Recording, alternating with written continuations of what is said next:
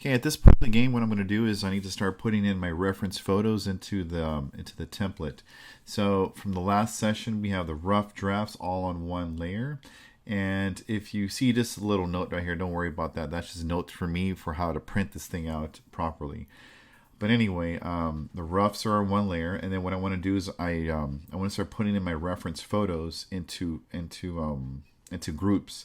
I think it would be a lot more smart if I were to rename this page 1. And what I'm going to do is I'm going to keep on clicking this folder that appears at the bottom. 2, 3, 4, 5, 6, 7, 8. And the reason why I'm going to do that, or the reason why I did that 8 times, is because we have a 6-page story. Page 2. And the other 2 will be the front cover, back cover. Page 3, page 4, page 5, page 6, and this one will be front cover. And the last group will be the back cover. So at this point, I'm going to close up these folders. And I have to find page 1. So page 1 for me is upside down. I'm going to rotate this entire image around 180 degrees. And then at this point, I'm going to look for a reference photo for this establishing shot. So I have already went onto Google. And while going to Google, I found, I just typed fairground and swing ride, and actually just fairground. So let me see, Ferris. I'm going to go to, where do I have my reference? Carnival pics. So here is a number of shots that I found. This one is pretty good. If anything, I open up the scene with the with our characters eating food. So this was something that about a good, 20 minutes looking for various swing ride reference photos. I think I'm going to stick to. Let me see. I think I'm going to stick to this one because here, this is where it all starts with the character eating the food. So I'm going to open up this image, and all I have to do at this point is to simply. Let's see. I think if anything, I don't need this bit of information, but as far as for the purposes of showing you guys where I got it, Command C. I'll go to my final template, Command Vicky, and I paste it in. And because page 1, that group is selected, it automatically puts whatever I paste into that folder. Command T, I'm going to hold down the Shift key. This is something that we've already covered in class multiple times. And even though I have an image that looks different from this, it's okay. Again, we're always editing, we're always changing to make things a little bit better. I'm sure, even when this thing is all said and done, I'm certain that, I still won't be happy with the final result. But, the goal is to not necessarily have anything be perfect, but just to finish it. So trust me, with time, what's going to end up happening is your artwork will start to look a lot better, just because you're practicing a lot more. So at this point, I have I got this other image. So in my case, what I did was I photographed a couple of toys, and the benefit of doing that is that I get to pose them. And what I did was I posed my my action figures in such a way as to be similar to what I drew in these panels. And this is the objective. The objective is to make the drawing, which is supposed to be a lot better for this upcoming report card, a lot better than what we did for our roughs.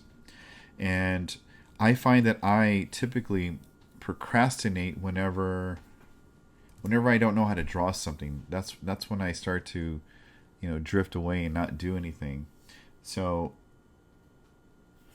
what I'm doing is like planning ahead and getting characters drawn onto here, or I'm sorry, or placed onto here, so that I don't have to worry about proportion or anatomy per se, if that's going to be my route. But you can see how generic these characters are. So this is what I want you to do. I want you to fill your folders, pages 1 through 6, full of reference images. Now I would much rather prefer that you use, you take photographs of yourself or your friends instead of using toys. And the reason why is because to get all the reference photos that I have, it took me at least an hour to do this. And the reason why is because I had to pose every single one of these characters, which just made life a little bit more cumbersome. Command Vicky. Command. So I'm copying and I'm pasting.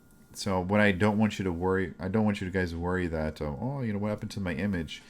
It's just that the images that I took with my cell phone were just bigger than this template. So, but that's what I'm doing. You see, I'm shrinking them down. You can see how similar the poses were.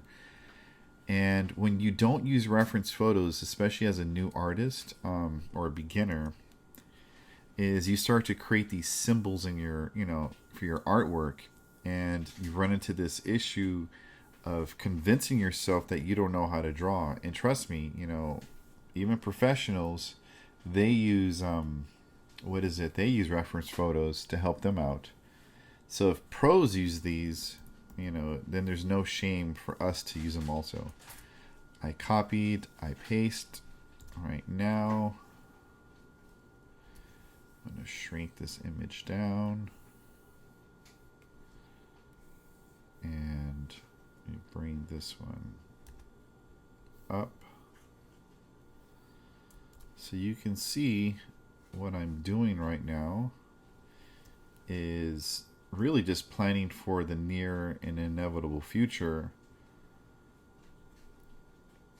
that being creating art that's a little bit better. So in this shot I have a shot of the character looking up, and that's what I have positioned as his toy. Again, I would much rather that you use your friends, pose your friends and do this, because at least you'll get an expression. So in my case, I'm gonna have a little bit more of a challenging time trying to figure out eye placement and whatnot, but anyway. So at this point I have these 5 layers, each representing a panel.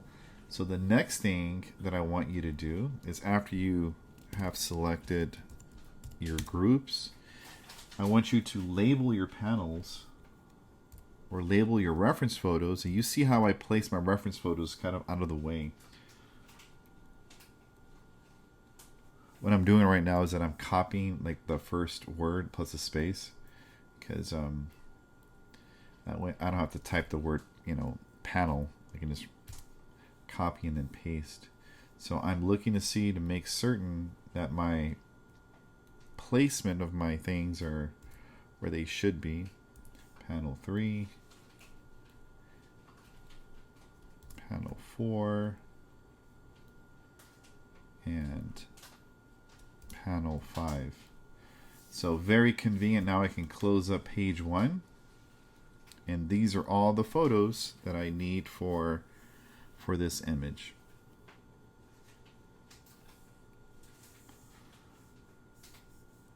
The next thing would be to select page 2 and to do the exact same thing. So page 2 is over here, and it's going to be a lot more challenging to do what I just did if my photos from page 1 are covering it. So now you're going to see the benefit of putting these into individual groups. So page 1, I click the eye, and now they go. And now I'm ready for page 2. So what I left for you on Schoology was a completed version of what I'm just doing right here. So that's what I need you to do. I need you to copy and paste the images from one side to the other and turn it in, and that's it.